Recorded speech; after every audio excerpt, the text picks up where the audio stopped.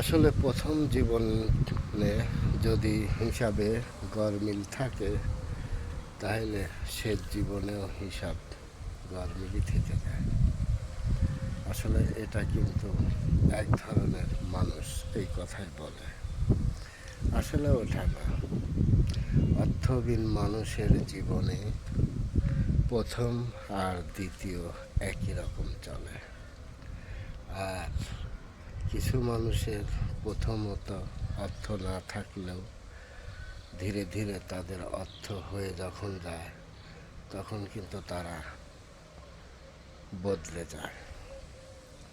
তো সবার ভাগ্য আর সবার জীবনটা এমন হয় না, কিন্তু ভেঙে পড়লে হাল ছেড়ে দিলে চলবে না। মনে সাহস রাখতে হবে, সাহস রেখে পথ এগিয়ে চলতে হবে, তাহলে সব কিছুই করা সম্ভব। চেষ্টায় আছি।